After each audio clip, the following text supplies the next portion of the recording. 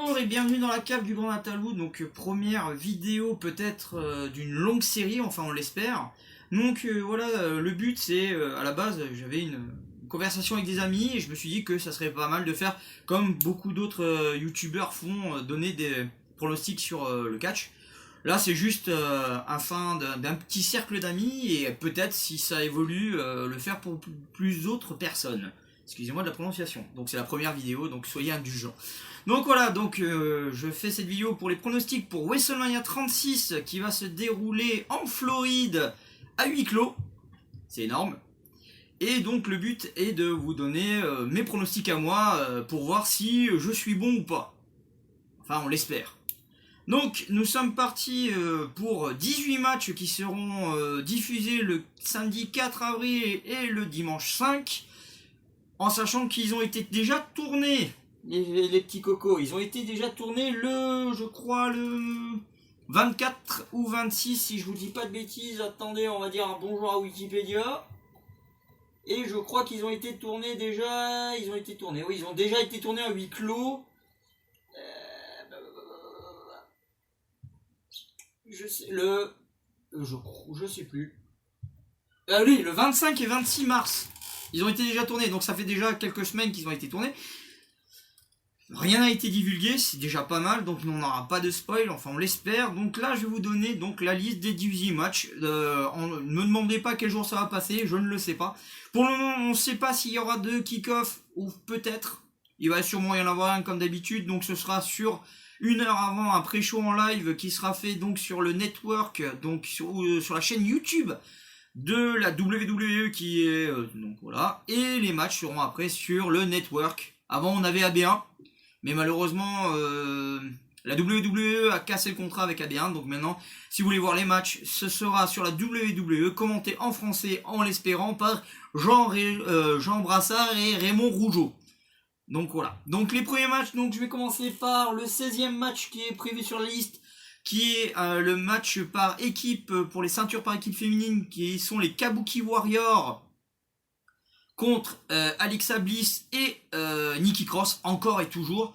Donc pour moi c'est une victoire des Kabuki Warriors. Pourquoi? Parce que si les Kabuki Warriors font monter vraiment la ceinture, le titre, les ceintures en hype, ça serait très bien. Et puis il faut pas oublier que Asuka avec un micro c'est énorme. Donc faut continuer à voir que ce soit les Kabuki Warriors qui puissent monter et pusher un peu plus les ceintures. Ensuite nous aurons un match qui ne m'intéresse pas du tout, mais bon je fais le pronostic quand même, qui sont Otis et Dolph Ziggler avec Mandy Rose, c'est ça? Oui, Mandy Rose. Donc l'histoire, vous la connaissez tous, pour ceux qui ont suivi SmackDown et Raw, surtout SmackDown. Donc il y a une petite amourette qui s'est passée avec Otis, mais Dolph Ziggler s'est mis au milieu, mais normalement il aurait dû avoir un match avec les Heavy Machinery contre Dolph Ziggler et Bobby Roode, mais Bobby Roode étant canadien, il est resté au Canada. Donc il n'y aura pas de suite, donc ce sera un match simple, Otis contre Dolph Ziggler. Et pour moi j'aimerais bien que ça soit Otis qui gagne, parce que ça serait cool de le voir faire son truc. Donc voilà, donc espérons que ce soit Bobby Roode qui gagne, mais à mon avis ça va continuer, il va y avoir une rivalité entre Sonya Deville et Mandy Rose, et ça va faire un match féminin Otis, Sonya Deville contre Dolph Ziggler et Mandy Rose. À vous de me dire dans les commentaires, n'hésitez pas. Ensuite il y aura un match qui m'intéresse, Aleister Black contre Bobby Lashley avec Lana. On s'en fout royal de Lana, j'en peux plus.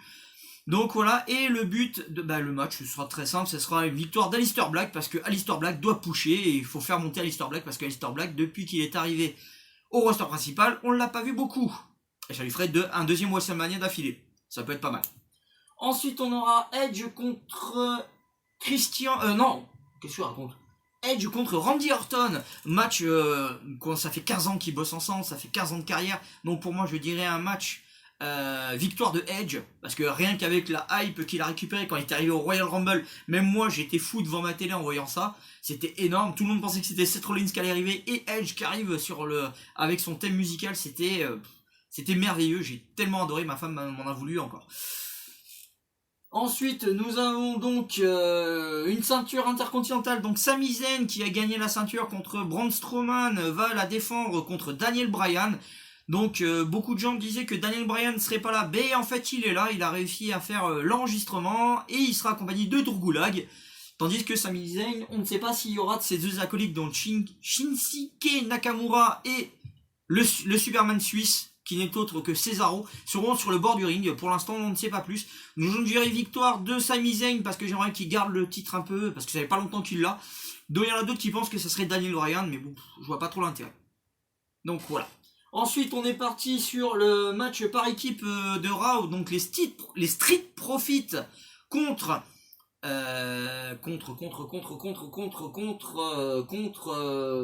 qui? Contre Angel Garcia et normalement Andrade, mais Andrade étant blessé, vous l'avez dû le voir au dernier SmackDown ou Raw, Selena Vega l'a appelé, et donc ils ont fait venir d'autres que un petit jeune Austin Theory. Donc pour ceux qui connaissent pas, Austin Theory est un grand catcheur dans le cercle indépendant et vient de signer avec la NXT. Donc il vient à peine d'arriver, il a déjà un match à WrestleMania. Voilà, je ne vois pas l'intérêt, donc je dirais que ça sera les Street Profits qui continuent à garder le titre. Ensuite nous avons John Morrison, The Miz, New Day contre les Usos. Donc vous oubliez les New Day, vous les enlevez, vous oubliez le Miz, vous les enlevez, car on se retrouve juste avec Jim Morrison contre un Uso.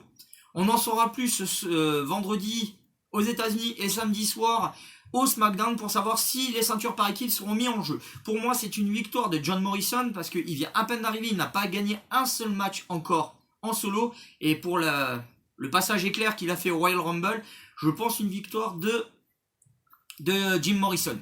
Et vous allez voir que c'est un catcheur qui est très très très aérien. Vous allez voir, c'est énorme. Ensuite nous avons Bayley, Sasha Banks, Lacey Evans, Naomi et Tamina. Mais à la base c'était Dana Brooke, mais Dana Brooke a été dit comme étant contaminée, donc elle est en quarantaine. Donc ils ont mis Tamina à la place pour pouvoir changer à la place de Dana Brooke. Donc victoire de Lacey Evans avec un gros crépage de chignon entre The Boss et Bayley, parce que je commence à avoir marre qu'elle ait cette ceinture. Voilà. C'est pas le truc, mais j'aimerais bien que ça soit elle qui gagne. Ensuite, nous avons donc Seth Rollins contre Kevin Owens. Donc, match simple. Donc, je dis victoire de Kevin Owens.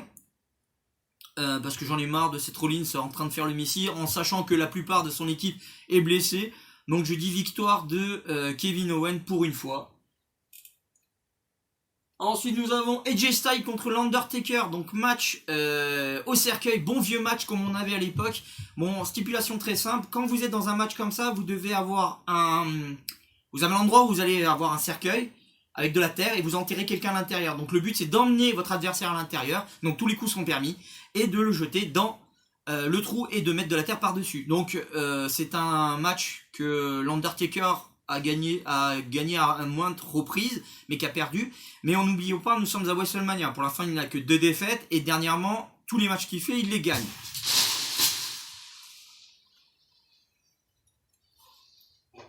Donc voilà, donc victoire de l'Undertaker à WrestleMania. Donc ensuite, nous allons avoir John Cena contre Bray Wyatt. Donc le but c'est un match qui va se dérouler dans la maison de la Funhouse, donc ça veut dire dans la Funhouse, donc dans la maison de Bray Wyatt et de The Fiend. Et donc on espère une victoire de The Fiend, parce que je pense que John Cena va faire son dernier match et que il va donner le flambeau à The Fiend pour que considérer que The Fiend soit vraiment un grand catcheur comme il est. Et donc d'ailleurs je monte les couleurs, je suis pour The Fiend. Donc voilà, je suis pour The Fiend pour ce match-là. Donc de toute façon, tous ceux qui vont regarder savent très bien pour qui je suis. Ensuite, c'est un match Goldberg à la base qui était contre Braun Strowman, mais à la base était contre le Big Dog, Roman Reigns. Mais Roman Reigns a envoyé un message sur YouTube et sur Twitter en disant qu'il ne venait pas faire ce match, car vous savez tous qu'il a une leucémie, donc il aimerait pouvoir... il a la santé fragile, donc il préfère éviter de faire ce match-là, mais de se venger quand tout ira bien pour récupérer cette ceinture.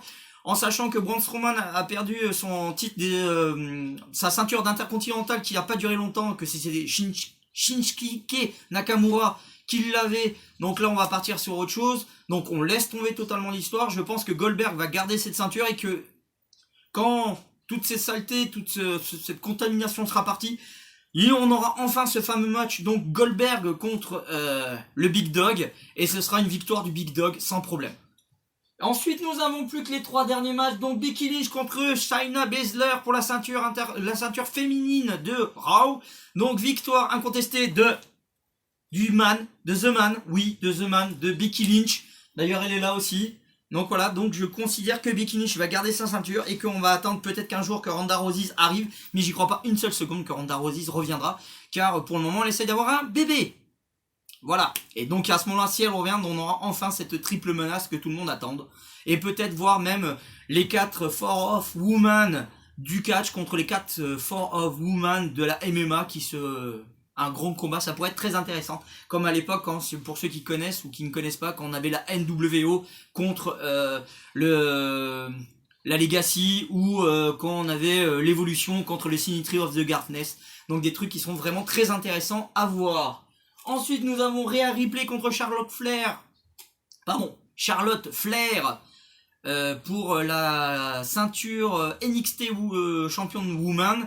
Donc victoire de Rhea Ripley parce que Charlotte Flair, je ne la vois pas finir à NXT tellement qu'elle est arrogante et tout ça, il faut qu'elle reste au circuit principal. Et le dernier match donc qui sera nôtre que Braun Strowman. Eh non, je me suis trompé. C'était Brock Lesnar contre Drew McIntyre. Donc victoire de Drew McIntyre parce que j'ai envie qu'il gagne. J'en ai marre de Brock Lesnar. Et j'ai envie que Paul Bearer ferme un peu sa bouche.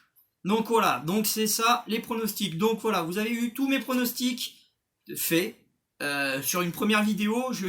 Soyez clément. Parce que vous devez entendre beaucoup de bruit à côté, forcément. J'ai des enfants, donc je ne peux pas faire autrement. Donc veuillez m'en excuser. Et puis bon, si vous mettez un like, un pouce bleu, et puis mettez ce que vous en pensez. S'il y a des choses à changer ou quoi que ce soit, n'hésitez pas à me le dire. Je ferai pour le prochain qui sera sûrement SummerSlam, ou il y en aura d'autres avant. Oh non, Money in the Bank normalement, donc taking the money. Donc voilà. N'hésitez pas, donc vu que c'est la première, je vais faire un jingle qui va être tout pourri, mais c'est pas grave, je vais l'aimer. Donc comme dirait un grand philosophe de Canal+, je vous aime, Nougatine Chocolat, je vous aime putain, et surtout, un truc que je dirais que moi, si vous aimez le catch, ou si vous ne connaissez pas le catch, regardez un match.